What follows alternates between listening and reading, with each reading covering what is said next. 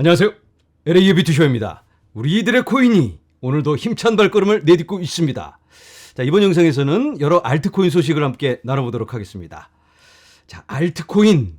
그런데 비트코인을 아예 그냥 지나갈 수는 없으니까 인사만 하고 가도록 하겠습니다. 어제 미국 시간으로 2월 14일 블랙록의 아이비트가 2억 2,400만 달러의 유입량을 기록했습니다. 피델리티가 1억 1,800만 달러, 아크가 1억 달러 정도 했고요. 그레이스케일이 1억 3천만 달러 유출, 합산을 하면 3억 3,900만 달러 유입입니다. 지난 며칠보다는 조금 낮아졌지만 그래도 대세는 정해졌다. 자, 이렇게 블랙록과 친구들이 열심히 자금을 유입하고 있습니다. 비트코인을 매수하고 있다. 그렇다면 파는 사람도 있겠죠? 블랙록이 그냥 혼자서 살 수는 없는 거니까 누가 팔고 있을까? 비트코인 보유량에 따라서 이렇게 나누어 보았습니다. 비트코인 1개 미만을 가지고 있는 사람들을 리테일, 일반 개미, 1개에서 10개, 약간 부자들, 10개에서 100개, 좀 많이 부자, 100개 이상은 기관 또는 고래, 이렇게 4그룹으로 나눠봤습니다. 자, 지난 30일을 보면 100개 이상을 가지고 있는 기관들 또는 고래들이 56,860개의 비트코인을 매집했습니다. 누가 팔았을까요? 큰 부자들 14,888개, 약간 부자들이 5,168개, 그리고 개미들이 8,542개의 비트코인을 매도했습니다. 100개 넘게 가지고 있는 기관들도 많이 팔았겠죠. 그레이스케일이라든지 또는 수익 실현을 하려는 부자들, 고래들도 팔았을 텐데 그걸 다른 기관이 샀다면 플러스 마이너스 하면 네트로는 제로죠. 그래서 여기에는 반영되지 않는다. 이건 이쪽 그룹에서 넘어온 물량만을 보여주는 겁니다. 지난 7일은 이 정도 되고요. 어제만 개미들이 1,514개를 팔아치웠습니다. 야, 개미들끼리 서로 사고 판 건 여기 반영되지 않습니다. 외부로 나간 것만, 다른 그룹으로 나간 것만 이 정도. 이쪽 그룹에서 나간 건 993개. 약간 부자들은 993개를 팔았고, 큰 부자들 10개에서 100개, 이 그룹은 172개를 추가했습니다. 기관들은 100개 넘는 부자들, 이 사람들은 3,216개를 쓸어 담았습니다. 그러니까 결국 개미들이 판 걸 이 친구들이 가져갔다. 3,200개. 그런데 1,500개가 나가고 900개가 나갔는데 합산을 하니까 881개에 딱 맞질 않네. 이건 채굴자들이 하루에 채굴하는 물량이 있죠. 하루에 900개. 그래서 그 정도가 남았는데 그걸 결국은 이 기관들이 다 쓸어간 겁니다. 채굴자들이 채굴한 거 싹 다 쓸어가고 개미들이 던지는 것까지 다 받아갔다. 지난 30일을 봐도 30일이면 30 곱하기 900개. 그러니까 28,000개 정도 채굴자들이 채굴한 것까지 싹 다 쓸어가고 다른 그룹에 있는 친구들 것까지 싹 다. 그런데 시간이 지나니까 이 큰 부자들은 파는 물량을 줄이다가 이제는 매집을 하기 시작합니다. 그런데 약간 부자들이라도 1개에서 10개. 이 정도면 제 영상을 보시는 분들 중에서도 많이 계시죠? 이 정도 가지고 계시는 분들. 그리고 1개 미만. 이분들은 팔고 계십니다. 그래서 결국 여러분들이 비트코인을 파신다면 그 비트코인은 이런 기관들에게 간다. 여러분들이 블랙록한테 비트코인을 갖다 바치고 있다. 이렇게 보시면 정확할 것 같습니다. 자, 이제 본격적인 알트코인 소식 체인링크로 시작합니다. 여러분들 심 스왑 어택이라는 얘기 들어보셨나요? 핸드폰에 심카드란 게 있습니다. 내 고유 정보가 여기에 들어가 있습니다. 이렇게 생긴 칩인데 더 작게 여기에 탁 꽂게 돼 있는 건데 만약에 이 심카드를 뽑아서 다른 핸드폰을 산 다음에 여기다 꽂으면 이게 내 전화가 되는 겁니다.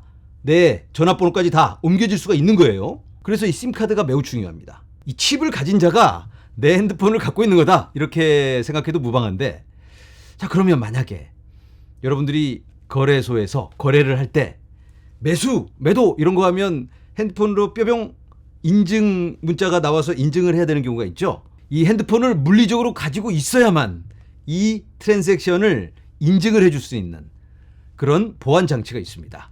그래서 나름 안심하고 거래를 할 수 있겠죠.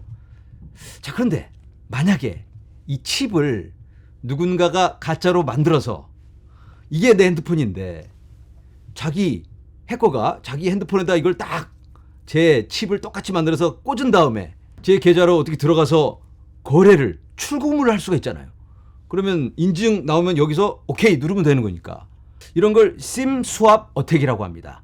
심을 바꿔서 공격을 한다.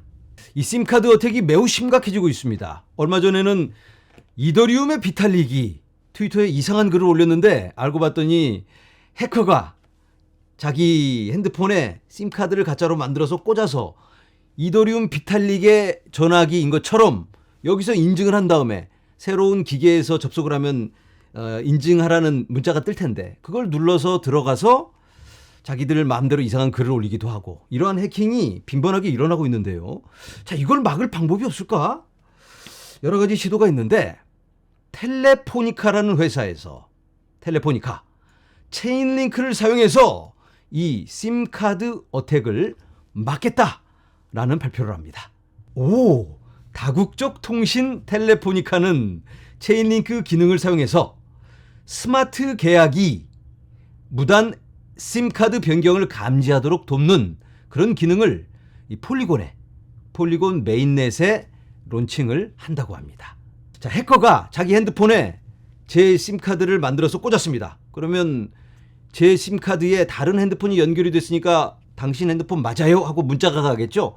그러면 해커가 예스 하고 딱 누를 텐데 제 심카드와 연결된 핸드폰, 이 핸드폰은 체인링크를 통해서 블록체인에 기록이 되어 있습니다. 그래서 심카드가 바뀌었다면 다른 핸드폰으로 이렇게 바뀌었다면 무단 변경인 겁니다. 그러면 스마트 컨트랙으로 동결! 이렇게 될 수가 있는 겁니다. 오, 생각만 해도 기발나죠? 블록체인에 제 심카드 정보와 핸드폰의 정보를 같이 연결해서 넣어놨더니 이게 바뀌면 차단을 한다. 야, 이게 바로 혁신이 아닐까요? 대단합니다. 자, 이제는 아발란체 소식입니다. 아발란체가 시티은행과 함께 사모펀드를 토큰화한다고 합니다. 시티은행이라면 미국에서 세 번째로 큰 은행입니다. 이 자산의 토큰화는 시대적 요구라고 할 수가 있죠. 틈만 나면 블랙록의 레리 핑크가 TV에 나와서 자산의 토큰화 이걸 외치고 있습니다. 그리고 작년에 시티은행에서 발표한 자료가 있는데 거기에 보면 수경원 우리가 상상할 수 없는 그런 규모의 자금이 토큰화 될 걸로 예상이 되는데요. 시티뱅크가 말로만 그렇게 하는 게 아니고 실제로 그걸 개발하고 시뮬레이션까지 한다고 합니다. 시티는 다른 전통 금융기관과 협력하여 운영을 시뮬레이션 했습니다. 아직은 초기 단계다. 더 많은 개발이 필요하다고 합니다. 자, 이렇게 시티뱅크에서 아발란체의 서브넷, 프라이빗 블록체인입니다. 이걸 사용해서 위즈덤 트리와 자산을 토큰화시켜서 주거니 받거니 하고 있다. 자, 이렇게 많은 금융기관들의 선택이 되고 있는 아발란체. 자산의 토큰화의 대표 주자이기 때문에 많은 조명을 받을 수 있을 것 같습니다. 자, 이제는 리플 소식. 리플과 SEC의 합의가 일어나지 않을까라는 루머가 돌고 있습니다. 그런데 전문가들의 의견은 이건 양치는 소년이 늑대다 라고 외치는 것뿐이다. 이런 일은 없다 라고 일축하고 있습니다. 이런 합의는 비밀리에 진행을 한다고 합니다. 이게 공개되면 법적 문제가 있기 때문에 절대 공개를 할 수가 없고 합의가 된다면 깜짝 발표가 있을 것이다 라고 이야기를 합니다. 그래서 혹시 여러분들 언론 매체에서 합의가 일어날 것 같다라는 소문이 있다. 그러면 그건 뻥이다 라고 이해하시면 될 것 같습니다. 그래도 4월에는 리플 소송이 마무리가 될 테니까 이건 매우 희망적으로 볼 수밖에는 없다라는 말씀을 드립니다. 리플이 절대적으로 유리하다. 일단 그렇게 말씀을 드리고요. 그런데 소송에서 승소했다고 해서 XRP가 떡상을 할까요?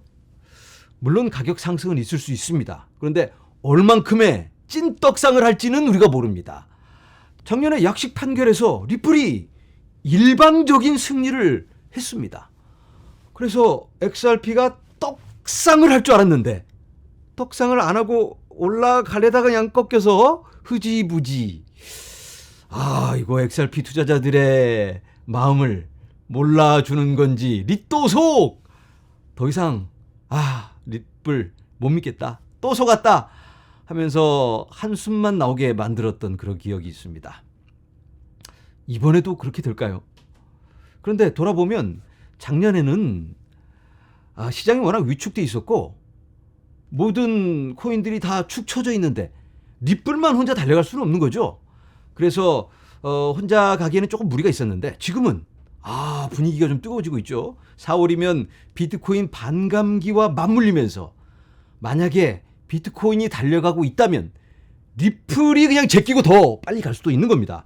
그래서 그 상황이 어떻게 될지는 우리가 지금 아직 정확히 알 수는 없지만 이번에는 좀 다를 수 있겠다. 희망을 좀 가져봐도 되겠다라는 말씀을 드려봅니다. 자, 리플에게 중요한 건 소송 승리가 아닙니다. 소송 승리 이거 하나 가지고는 전구 뚫고 떡상을 하기는 어렵다. 택도 없습니다. 이거 가지고는. 이게 다가 아니에요. 그냥 가만히 앉아서 소송 승리하기만 기다리고 있다가는 재미없다. 이렇게 볼 수 있을 것 같은데 소송을 승리한다는 건 예전에 억울하게 뺏긴 거 되찾아오는데 그걸 다 찾아오는 게 아니고 리플 찌그러져 있는 동안에 다른 친구들은 열심히 발전하고 또 뭐 JP 모건은 뭐 만들어서 은행들 포섭하고 있습니다. 그리고 스위프트는 뭐 체인링크랑 손잡고 아발란체 불러다가 프라이빗 블록체인 구축해서 쟤네들끼리 돈을 주거니 받거니 하고 있는데 리플은 그동안 그냥 손가락만 빨고 있었잖아요. 그래서 이제는 리플이 이 소송 승리는 당연히 되는 거고 시간이 해결해 주는 거니까 그걸 딛고 일어서서 사업 확장을 해야 됩니다. 사업 확장이 매우 매우 중요하다. 리플이 지금 아시아라든지 남미 이런 데서는 사업 확장을 잘하고 있습니다. 아주 좋은 모습을 보여주고 있기는 한데 그 정도 갖고는 안 된다. 세계에서 가장 큰 경제 규모를 자랑하고 있는 이 미국에서 뭔가 사업 영역을 확대하고 자리를 좀 잡아야 되는 게 아닌가. 그리고 미국하고 쇼부 보고 그리고 이제 미국 손잡고 야 너네들도 좀 하지. CBDC는 리플 게 제일 좋은 것 같아 하고 미국이 좀 이걸 날려준다든가. 그래서 전 세계 모든 나라들이 리플 CBDC 솔루션을 쓰게 한다든지 이런 사업 확장이 있어야 됩니다. 자, 그러면 1단계로 미국을 장악하는 게 매우 중요할 것 같은데 그런데 미국에서 소송 뭐 아직 마무리가 싹 된 것도 아닌데 리플이 전화 오면 이제 다른 친구들이 그냥 피해요. 자꾸 피해 다니고 전화 안 받고 막 그래요. 그래서 리플이 어떻게 될까? 어제 그제죠. 이런 기사가 나옵니다. 리플이 스탠다드 커스터디 앤 트러스트란 회사를 인수합병을 한다. 이게 굉장히 중요한 의미가 있는 그런 뉴스인데요. 스탠다드 커스터디 앤 트러스트는 그냥 동네 회사가 아니고 뉴욕에 있는 비트 라이센스를 갖고 있는 회사입니다. 수탁 서비스를 해주는. 그럼 이 친구들이 뭐 남들이 못하는 뭔가 엄청난 기술을 갖고 있나? 그게 아니고 라이센스를 갖고 있는 겁니다. 아무리 기술이 좋아도 라이센스를 안 주면 영업을 할 수가 없는데 뉴욕은 매우 까다롭습니다. 뉴욕 비트 라이센스를 가지고 있는 몇 안 되는 회사 중에 하나가 바로 이 스탠다드 커스터디 앤 트러스트. 리플이 이 회사 딱 포섭하고 이 네트워크 만들어서 그 다음 단계를 진행하면 사람들이 XRP 사서 사용하겠죠 이걸. 그런데 만약에 은행이 XRP를 사서 한국에 있는 은행한테 XRP를 보낸다고 하면 은행 직원한테 $10,000 보내주세요. 그러면 은행 직원이 리플 XRP 로그인해서 보내기 딱 눌러가지고 이걸 딱 보내야 될까요? 그러면 이제 지갑에 인증하라고 나오면 이거 코드 눌러서 OK를 눌러야 되는데 서명을 해야 되잖아요. 디지털 서명을. 이걸 누가 하나? 지갑 관리를 누가 할까요? 은행에서 이런 거 못하겠죠? 직원한테 복구 구조를 줄 수도 없는 거고. 수탁 서비스가 필요합니다. 그걸 해주는 게 이 스탠다드 커스터디. 여기는 이 개미들, 일반 고객들을 받는 게 아니고 기관들을 상대로 하는 수탁 서비스입니다. 그래서 이 친구들하고 손을 잡고 리플이 함께 비즈니스 영역을 넓혀간다면 그러면 뭔가 좀 큰 그림을 그릴 수 있겠네 라는 예상을 해볼 수가 있겠습니다. 모니카 롱, 이분은 리플의 프레지던트입니다. 프레지던트면 이사죠. 양육권, 커스터디, 수탁 서비스를 말하는데요. 스탠다드 커스터디사, 이사를 리플의 제품의 더 깊이 통합함에 따라 블록체인 및 암호화폐 기능을 사용하여 가치를 이동, 전환 및 저장하는 원스톱 상점이 되는 서비스 및 지불금 제공을 모두 보완합니다.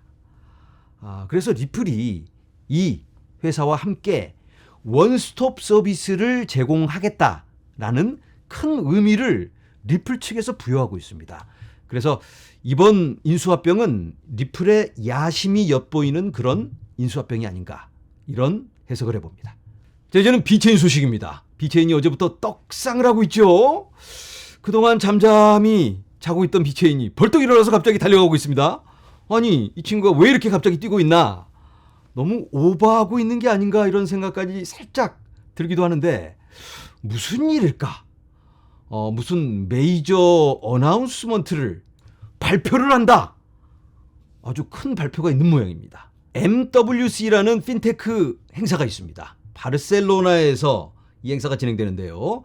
여기에 비체인이 스폰서를 합니다. 그리고 스피커로 나와서 미래의 핀테크는 이래야 한다. 블록체인과 연계를 해서 이러이러한 방법으로 지속 가능한 그런 생태계를 구축하고 이렇게 발전을 해야 한다. 이런 비전을 발표하게 됩니다. CEO인 써니 루가 2월 28일에 큰 발표를 한다고 합니다. 게임 체인저다. 어우, 거창하게 갖다 붙이고 있는데요. 야, 기대를 잔뜩 불러일으키고 있는데, 그런데 그날 별 발표가 아니면 또 실망감에 꺼질 수도 있어요. 그런 부분 여러분들 참고하시고, 어쨌든 2월 28일에 뭔가 폭발력 있는 발표를 해야 한다, 이렇게 말씀을 드리고요. 그리고 AA, 어카운트 앱스트랙션, 이 말은 계정 추상화, 뭐 그런 뜻인데요. 이게 생겨나고 완전히 새로운 세상을 열었습니다. 비체인은 말을 참 거창하게 하는 것 같아요. 자, AA는 상호 운용성을 원활하게 할 뿐만 아니라 프로그래밍 가능한 스마트 계약 지갑을 잠금 해제하여 사용자 경험을 개선하고 보안을 향상시킵니다. 이런 지갑을 사용하게 되면 번거로울 때가 참 많습니다. 서명을 해야 되고 눌러서 확인을 해줘야 되고, 지갑을 만약에 잃어버리면 또 복구를 못 하시는 분들도 계시죠. 그래서 전반적인 절차를 쉽게, 누구나 쉽게 이해하고 불필요한 그런 단계는 좀 줄이고, 확실하게 인증을 하고 접속을 했다면 매번 뭐 눌러가면서 네 거네 내 거네 일이 갈 때마다 뭘 눌러주고 이런 단계는 불필요할 수 있으니까 그런 것들을 간소화했다. 그리고 보안은 더 강하게 향상시키겠다. 이런 발표를 하니까 사람들이 또 이건 또 새로운 약속인데 하면서 살짝 귀를 기울여주면서 관심을 갖고 있는 듯 보입니다. 마지막으로 칼다노 에이다입니다. 에이다의 미래를 재정의하기 위한 칼다노의 장 하드포크 그리고 플루토스 버전 3 업그레이드 세트, 이렇게 세트로 업그레이드를 하게 되는데 장 하드포크가 굉장히 중요할 것 같습니다. 그런데 날짜는 아직 발표가 되지 않았고요. 2024년 상반기에 이루어질 걸로 보입니다. 이 업그레이드는 스마트 계약, 거버넌스 및 상호 운용성의 중추적인 발전을 의미합니다. 플루토스는 칼다노의 스마트 컨트랙 언어입니다. 그런데 칼다노에서 개발을 하다 보면 불편함이 있습니다. 속도가 안 나옵니다. 워낙 단단한 검증된 기술만 사용하다 보니까 속도감이, 그리고 플루토스는 약간 제약도 많고 해서 개발이 굉장히 느렸는데 이번에 버전 3가 나오면서 이걸 향상시키고 발전을 하겠다 그랬더니 커뮤니티가 흥분하고 있다. 자, 이번에 발표되는 이 버전 3는 영지식 증명, 이걸 쉽게 구현할 수 있도록 도와주고, 그리고 프라이버시 향상 솔루션과 미드나잇은 칼다노의 파트너 체인입니다. 이 미드나잇과 같은 파트너 체인과의 상호 운용성에 대한 문을 열어준다고 덧붙였다. 이 통합은 블록체인 공간 내에서 혁신과 협업에 대한 칼다노의 노력을 보여줍니다. 아직까지는 칼다노가 개발을 할 때 나홀로 개발, 마이웨이만을 외칠 때가 참 많았습니다. 그래서 다른 블록체인들과 연계하는 모습이 굉장히 부족했는데 이번에 미드나잇은 폴카댓의 기술을 사용합니다. 그리고 또 다른 체인들과 연계해서 좋은 것들을 흡수해서 사용하는 그런 모습을 보여주고 있는데요. 칼다노가 이제는 어느 정도 완성 단계에 이르니까 협업을 하고 연결을 하는 그런 모습을 보여주는 게 아닌가. 투자자들의 간절한 마음까지도 좀 참작을 해서 마케팅적인 좀 달콤한 약속을 좀 해줘야 됩니다. 그런 것들을 이제는 좀 하지 않을까 하는 기대가 보여집니다. 네, 오늘은 여러 알트코인에 대해서 함께 나누어 보았습니다. 그동안 비트코인은 가는데 알트코인은 축 처져서 구경만 하고 있는 그런 모습을 보여줬죠. 안타까움이 있었는데 그럼 알트는 언제 달려갈까? 아직까지 역사를 돌아보면 비트코인이 먼저 올라서서 자리를 잡아주면 좀 안정적인 모습을 보여주면 그때 눈치 보면서 이더리움이 가고 쫓아서 다른 동생들이 우르르르 쫓아가는 그런 모습을 매번 확인해 왔습니다. 자, 비트코인이 굉장히 중요한 지지 구간을 뚫고 올라섰습니다. 52,000달러 정도 지금 영상을 촬영하는 지금 보여주고 있는데 지금 정도 선에서 뭐 살짝 쳐줘도 괜찮습니다. 안정적인 모습만 보여준다면 그 정도면 알트코인이 어느 정도 안심을 하고 조금은 달려줄 수 있지 않을까. 그리고 더 중요한 건 아직까지는 비트코인이 달릴 때 알트 팔아서 비트코인을 사는 경우가 참 많았는데 지금은 알트코인까지 함께 동반 상승하는 모습을 보여줍니다. 외부 자금이 유입되고 있다. 굉장히 큰 의미가 있는 것 같습니다. 자, 이 모습 이대로 쭉 함께 손잡고 달려가는 우리들의 코인 되기를 간절히 바라면서 오늘은 여기서 인사드립니다. 여러분 감사합니다.